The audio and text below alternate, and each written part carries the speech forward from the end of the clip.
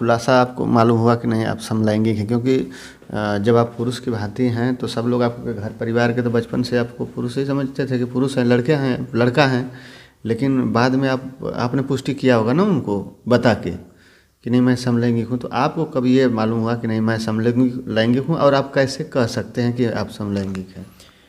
जी देखिए, सबसे पहले जैसा कि मैंने कहा कि मेरे माता पिता एक सामाजिक व्यक्ति हैं और साथ मेरे पिता के साथ वो एक सामाजिक व्यक्ति हैं।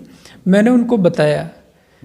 जी, मुझे मेरे स्तर पर तो बचपन से ही इन सब चीज़ों के बारे में मालूम था और कहीं ना कहीं अब मुझे तो खुली तौर पर ना इस तरह की कभी चुनौतियों का सामना करना पड़ा और ना कभी माता पिता के द्वारा इस तरह की चीज़ें आई कि नहीं आप ये करो वो करो। जो भी बताया मैंने उन्हें खुद बताया। हाँ, कहीं ना कहीं मेरी हरकतें अलग रही हैं, क्योंकि मैं अगर कह रहा हूँ कि समलैंगिक हूँ तो कुछ ना कुछ तो अंतर रहा ही है और ये बिल्कुल रहा है अंतर। मुझे स्कूलिंग टाइम पे मुझे महसूस हुआ, जब मैं स्नातक में था तब मुझे महसूस हुआ और इसके अलावा भी मैं कहीं आता जाता था तो मुझे महसूस होता था। और दिल्ली में भी बिताया हुआ वक्त जो रहा है वहाँ भी हमने महसूस किया। तो जी ये चीज़ है। अच्छा, तो ज़्यादा आपको रहना पसंद, जैसे आप अभी तो फिलहाल एकांत में रह रहे हैं, घर परिवार में अकेले ही जहाँ पे है गांव में, तो किसके साथ ज़्यादा आपको अच्छा लगता है? लड़कों के साथ या अपने दोस्तों के साथ या फिर लड़कियों के साथ, लड़कियां फ्रेंड हैं, या फिर उनके साथ अच्छा, महिलाओं के साथ अच्छा आपको फीलिंग महसूस होती है? किसके साथ ऐसे में? देखिए, मेरे महिला और पुरुष हर तरह के दोस्त रहे हैं, लेकिन अभी क्योंकि मैं किसी के कांटेक्ट में नहीं हूँ, जब से मैंने अपना खुलासा किया है, तो मैं अपने साथ साथ अपने दोस्तों के भी जीवन को मैं, क्योंकि समाज में उनकी अपनी भी एक इज्जत आबरू है, तो जिससे कि आहत ना हो वो, तो अभी तो मैं इस कारण से किसी के कांटेक्ट में नहीं हूँ।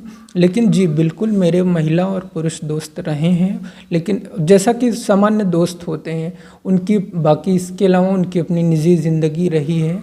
और जी वो तो ठीक है, लेकिन ज़्यादा आपको मतलब बेस्ट आपको सबसे अच्छा कहाँ लगता है ये करने का? जी, मुझे दोनों ही लोगों के बीच में अच्छा लगता है, लेकिन एक दोस्त होने के नाते उनके बीच में अच्छा लगता है।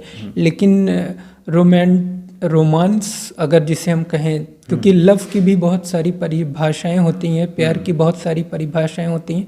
माता पिता के प्रति प्यार आपका एक स्नेह होता है, भाई बहन के लिए प्यार दूसरा होता है, दोस्तों के साथ आपका लगाव दूसरा होता है। लेकिन आप जब किसी व्यक्ति विशेष से जुड़ते हैं तो वो एक अलग एक रोमांस होता है, और जो कि कई बार आप मानसिक रूप से उनसे कनेक्ट होते हैं या फिर फिजिकली उनसे कनेक्ट होते हैं।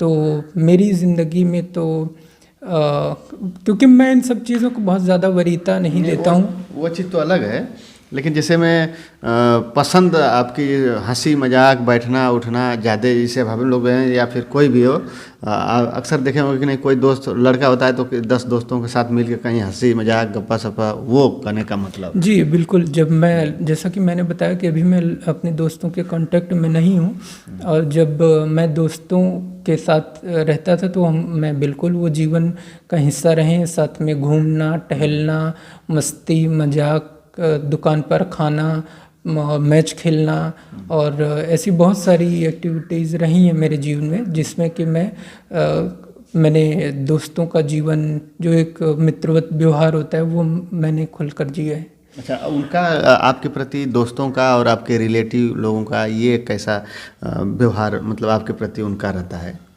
जी देखिए, अभी तक तो सब कुछ बहुत अच्छा रहा है, अभी भी अच्छा है और आगे भी अच्छा रहेगा।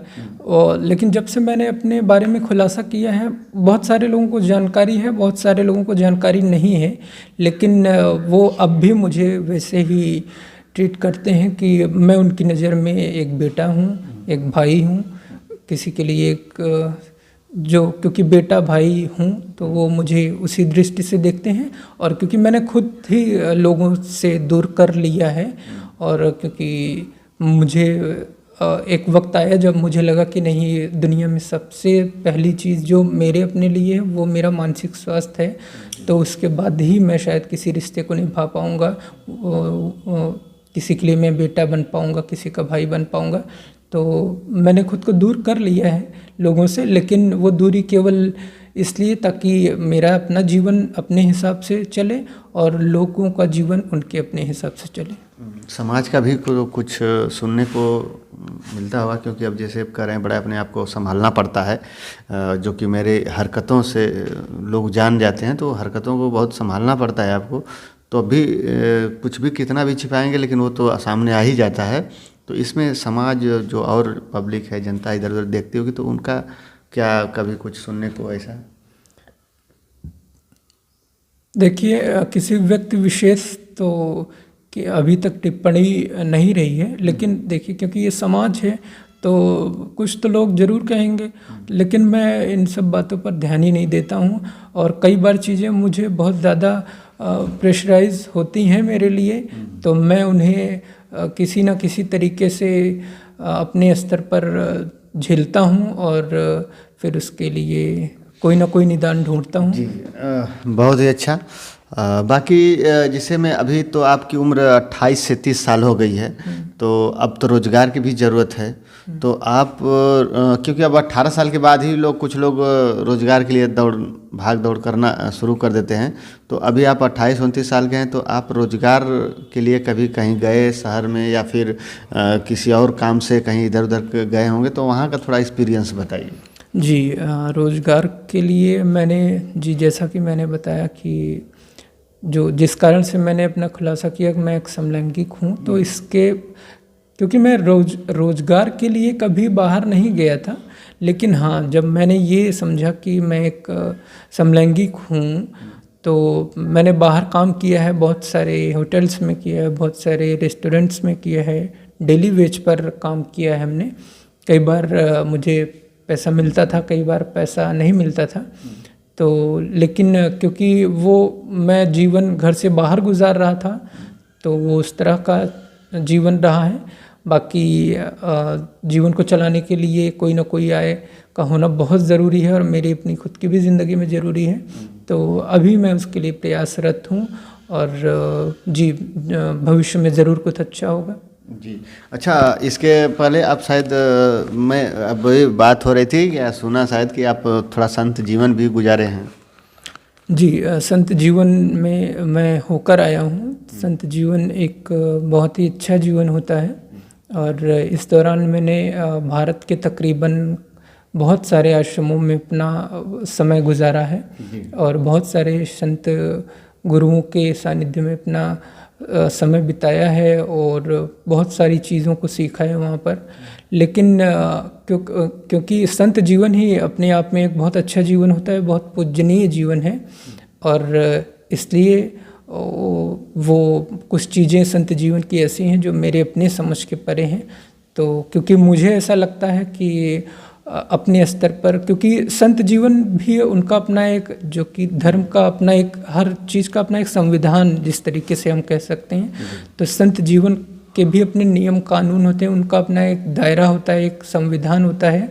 दायरे में हम सब रहते हैं, लेकिन कुछ वो संवैधानिक चीज़ें होती हैं जो कि एक संत पर विशेष तौर पर लागू होती हैं। तो मुझे अपने स्तर पर लगा कि शायद मुझे जॉब की तरफ बढ़ना चाहिए, और संत जीवन बहुत अच्छा जीवन होता है, और हम सब ईश्वर की पूजा करते हैं। मैं अपने स्तर पर भी मैं ये मानता हूँ कि इस दुनिया का संचालन कोई ना कोई ज़रूर कर रहा है।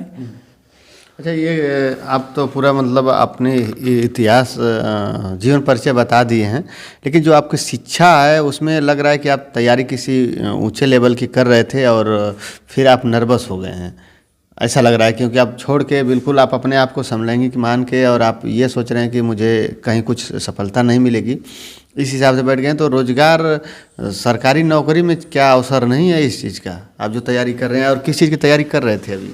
जी, जैसा कि मैंने बताया कि मैं संघ लोक सेवा आयोग की तैयारी में था, उसी दौरान मुझे ये मालूम चला, मुझे ये बिल्कुल अपने आप में मैं कंफर्म हो चुका था कि मैं एक समलैंगिक हूँ।